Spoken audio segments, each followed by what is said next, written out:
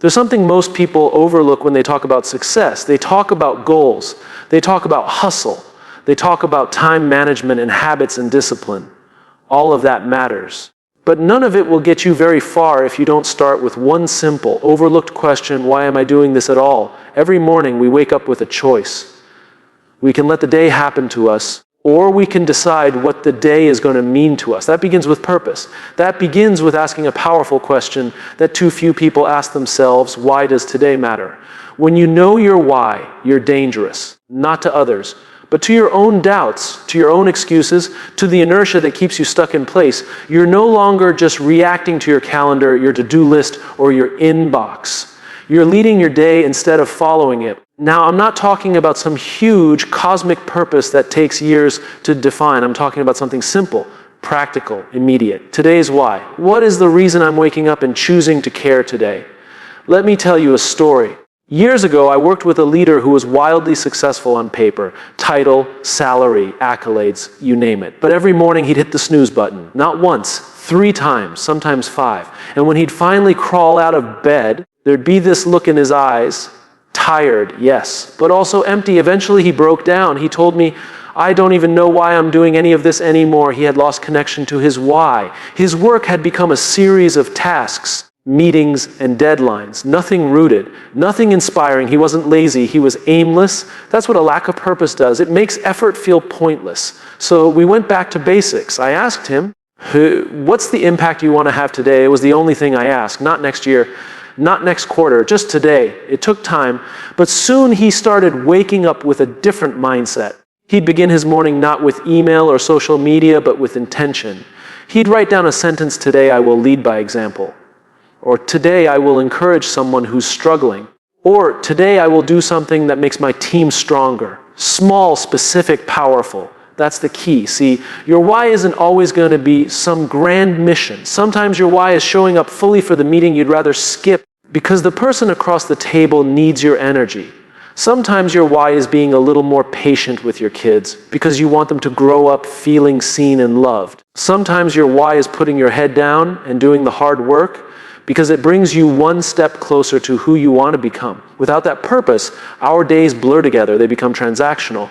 We do things out of obligation, not out of meaning. And when that happens over time, we burn out. Not because we're doing too much, but because what we're doing lacks connection. Think about this. Most people spend more time planning their weekend than they do planning their purpose. They prepare presentations, meetings, and meals, but they don't prepare their mindset. And so their days become reactive. They let the world set the tone, and the world is chaotic, noisy, and constantly pulling us in 10 different directions. But what happens when you start your day with a clear, grounded reason? Suddenly, the little things don't knock you off course so easily. You stop chasing every notification. You stop worrying so much about what other people think. You have a filter, a way to decide what matters and what doesn't. That's what a why gives you clarity. Here's a simple practice I challenge you to try. Tomorrow morning, before you pick up your phone, before you check your email, before you let the world pour into your mind, take 60 seconds. Sit quietly.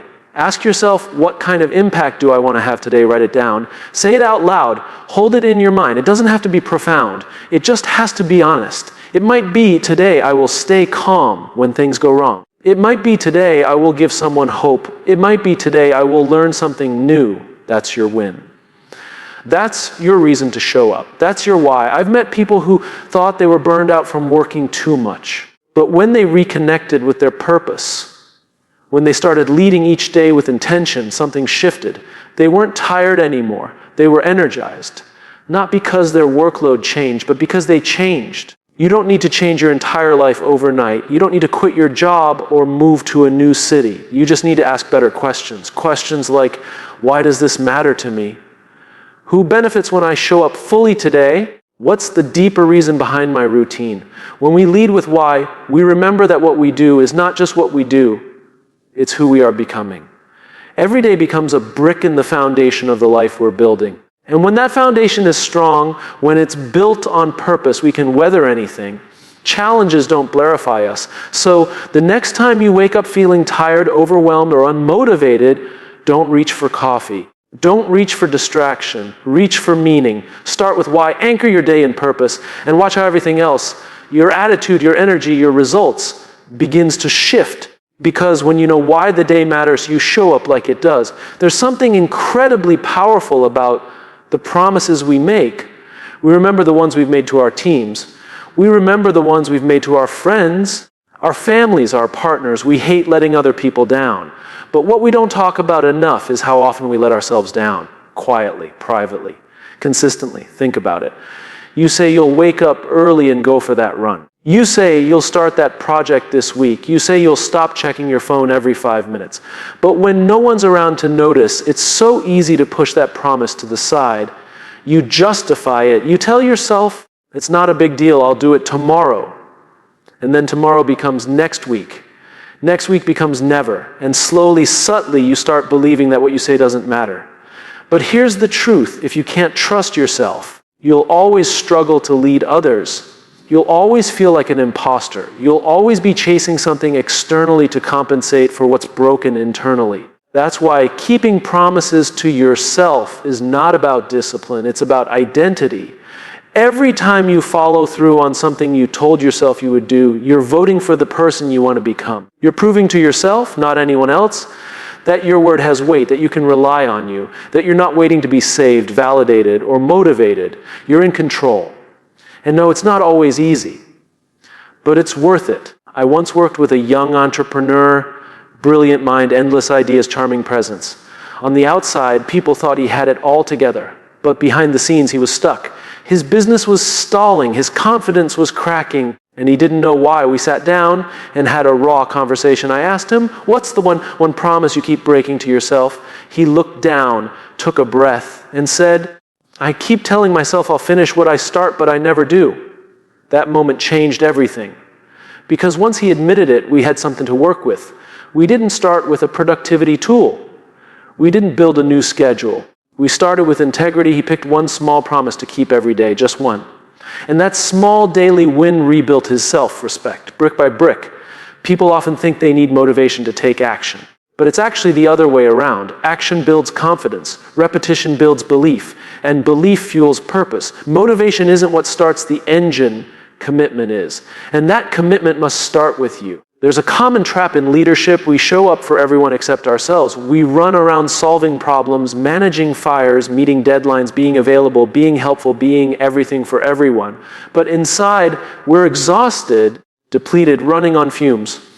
You can't pour from an empty cup. And you can't lead others from a place of self-neglect. If you constantly abandon your own needs, your own boundaries, your own promises, you are teaching people that your word is flexible, that you don't matter as much. And over time, you'll start to believe that too. Keeping promises to yourself doesn't mean becoming selfish. It means becoming stable, grounded, trustworthy. Because the moment you start honoring your own word, your energy shifts. You walk into a room differently. You speak differently. You make decisions differently. Not from ego, but from alignment. And alignment is where the magic happens. Let me give you something simple. Tomorrow morning, before the world gets noisy, write down one promise you'll keep today. Just one.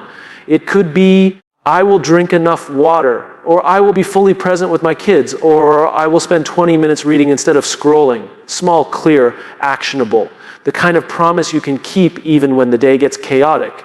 Then do it, no matter what. Follow through. And at night, take a moment to acknowledge yourself for doing what you said you would. That's how you build a pattern. That's how you build trust. Not with big declarations, but with small, invisible victories. The world may never clap for those wins, but your character will. And your character is what people actually follow. We think people are drawn to charisma, but what people are really drawn to, what they trust, is consistency. The kind of consistency that begins when a person has done the hard work of keeping promises to themselves, when their internal world is aligned with their external actions. That's when influence becomes real. That's when leadership becomes meaningful. Because at the end of the day, it's not what you achieve that defines your strength, it's what you uphold. And the first promise worth upholding is your own. Imagine this. If you went 30 days without breaking a single promise to yourself, no matter how small, how would that change you? What would happen to your confidence, your clarity, your energy? What would happen to the way others experience you? You don't need more information. You don't need another hack or app or routine. You need integrity, quiet, personal, inner integrity. The kind that isn't seen by others, but is felt by you. You already know what needs to happen. You've known it for a while. The only question is, will you honor it today? When you keep promises to yourself, you're not just winning the day. You're building a life you trust. That's how you lead. That's how you grow. That's how you win. Every single day, we live in a world that celebrates the highlight reel. Everyone wants the big moment, the applause, the breakthrough, the outcome. Social media has made it worse. Everywhere you look, someone's showing off their peak, their biggest achievement, their grand announcement, their moment of glory. But what no one posts, what no one talks about, are the quiet, boring repetitions that got them there. We've been conditioned to expect success to feel exciting, like we're supposed to wake up every day fired up, motivated, and overflowing with passion. But that's not how greatness works. Greatness isn't loud, it isn't glamorous. It's built in silence. It's built in the dark. It's built when no one's watching. If you look at any person who's consistently winning, not just occasionally, but predictably, you'll find a rhythm behind their results, not a rush. A rhythm, something they do daily, even when they don't feel like it, especially when they don't feel like it.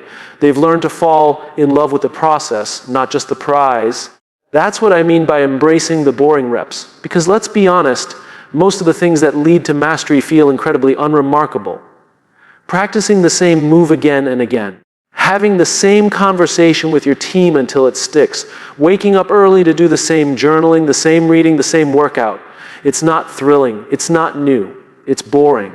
And that's why most people won't do it. But boring isn't bad. Boring is where the work happens. Boring is where confidence is built. Boring is where identity is forged. Think about athletes. The best in the world don't just practice when the stadium is full. They train when it's just them, their coach, and the sound of their own breath. And they repeat the same drills, the same plays, until they're automatic, until they become muscle memory. So that when the big moment comes, they don't rise to the occasion. They fall back on their preparation. I once worked with a team leader who couldn't understand why their results were so inconsistent. One month they were hitting targets, the next month they were completely off track. The talent was there, the passion was there, but the process was missing. So I asked her, what do your boring reps look like? She looked confused. What do you mean? I said, what are the small things you do every single day, no matter what, that make the big results inevitable? She thought about it and admitted, honestly, I don't have those. I just work really hard when the pressure is on.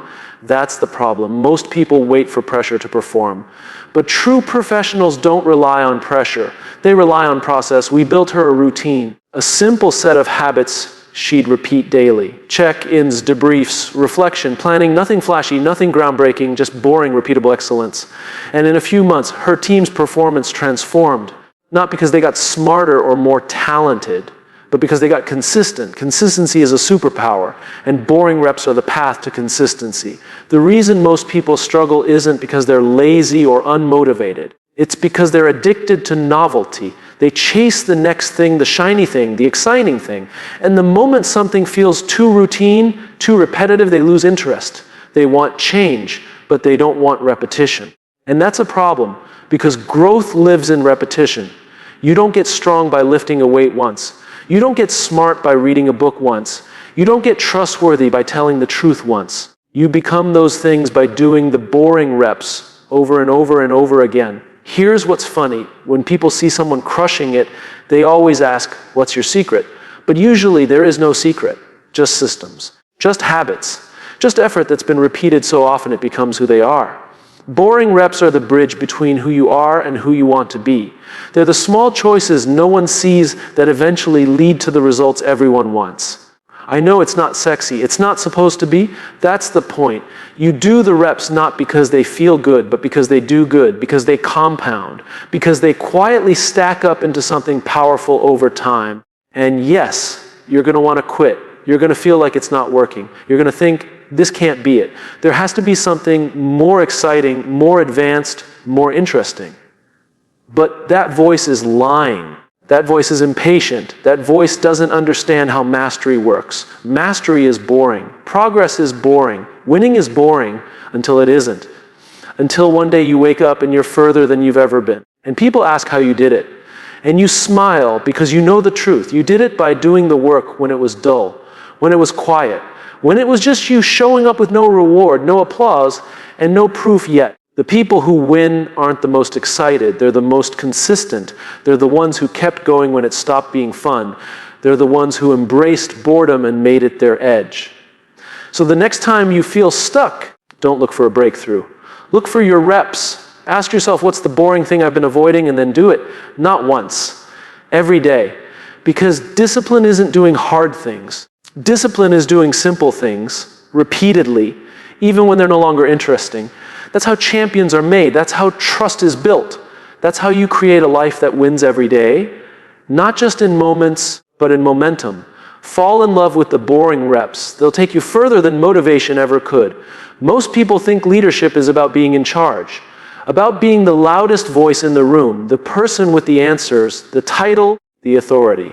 But real leadership isn't about taking control. It's about taking care. It's about putting others first, not because you have to, but because you choose to. Leading with service, not ego, is one of the most misunderstood principles in the world. We live in a culture that rewards visibility. If you look successful, if you sound important, if you seem confident, you're praised. But ego, when it drives leadership, always leaves damage behind, because ego leads us to ask the wrong question, how can I win? Service leads us to ask the right one, how can I help? There's a fundamental shift that happens when you stop trying to impress people and start trying to impact them.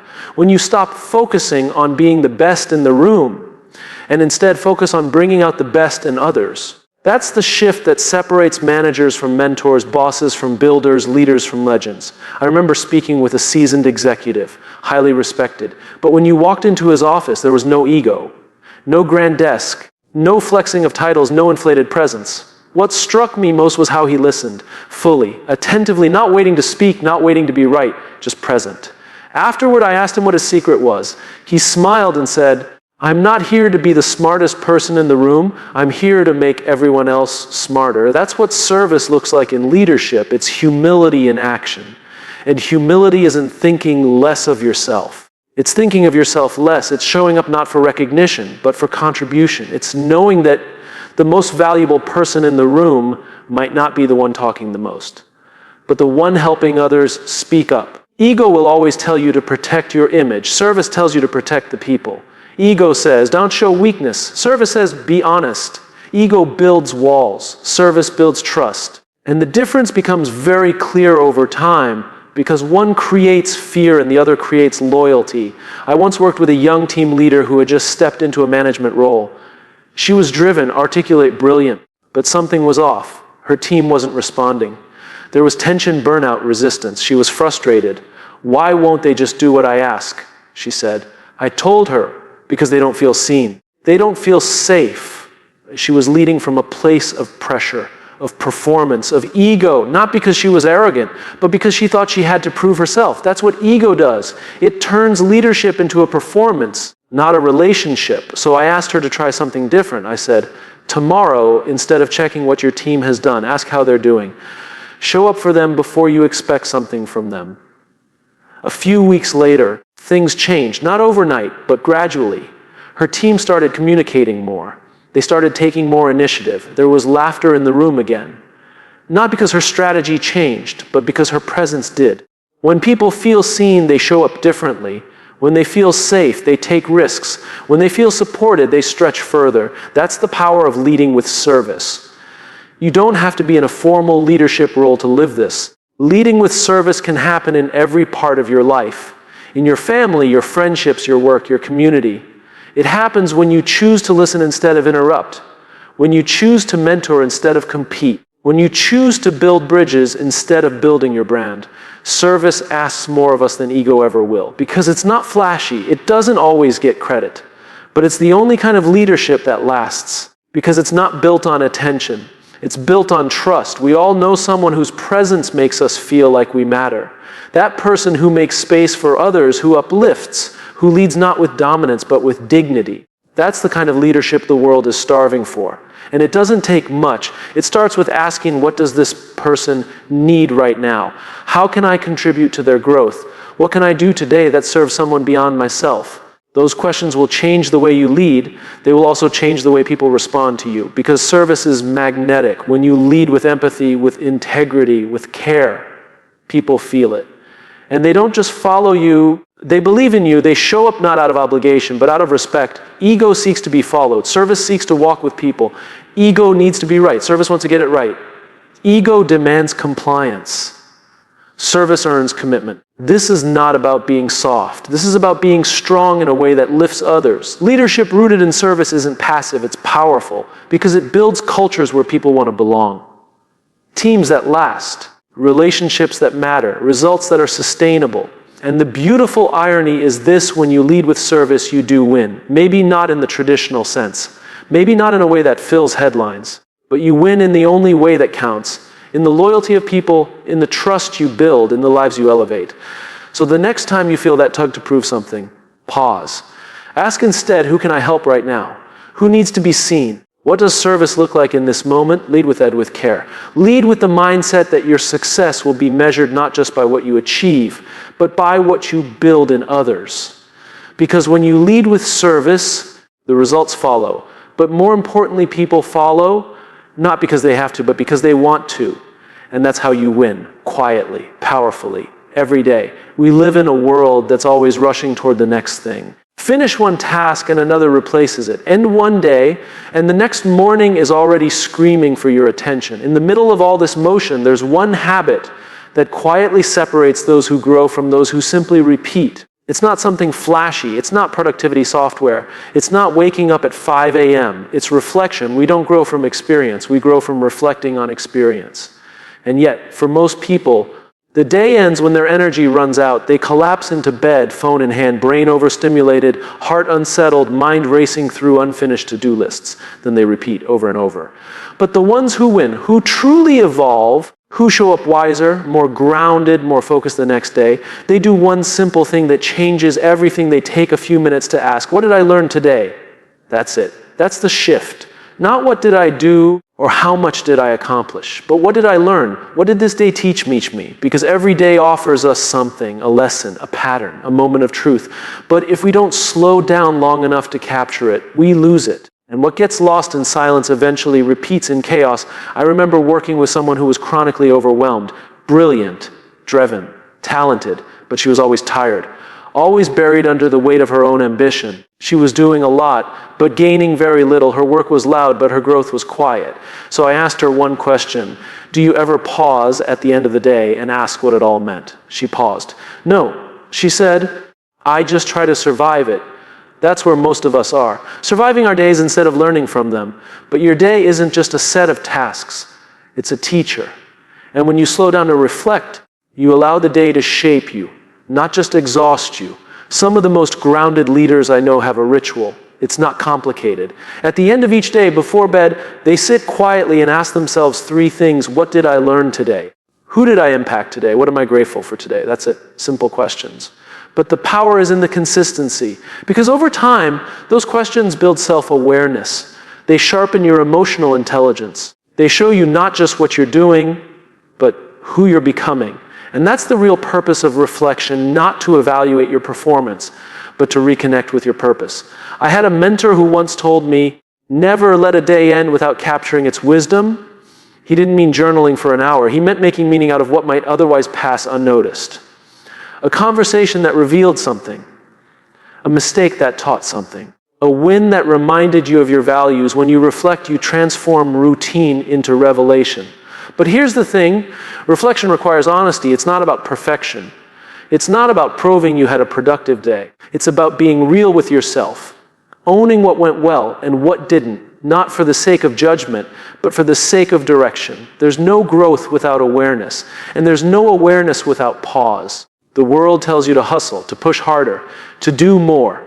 But growth doesn't happen when you're always moving. It happens when you create space, when you breathe, when you sit quietly and say, okay, what is life trying to teach me right now? It's easy to dismiss this practice as soft, but the truth is reflection is a form of leadership, because when you reflect, you learn. When you learn, you adjust. And when you adjust, you lead better in your work, your relationships, and your life. If you don't reflect, you risk repeating. You keep making the same decisions, chasing the same goals, falling into the same traps. Not because you're not smart, but because you're not pausing. You're not giving yourself the chance to extract the lesson.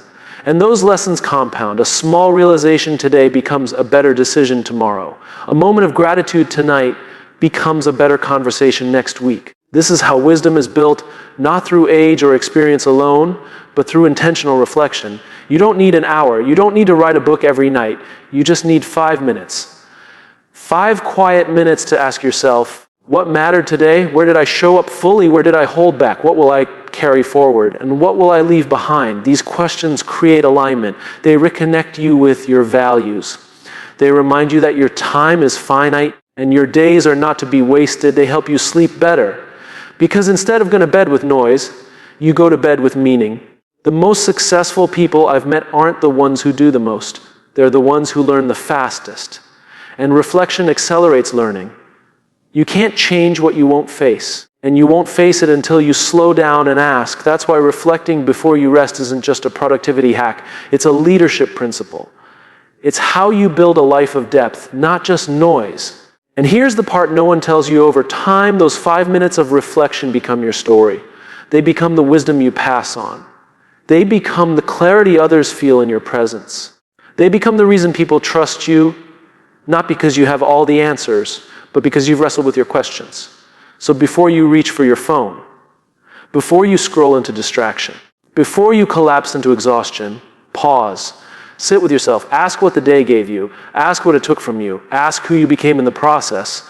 Reflect before you rest, because how you end your day shapes how you start the next one. And the people who win every day aren't the ones who did the most. They're the ones who learned the most.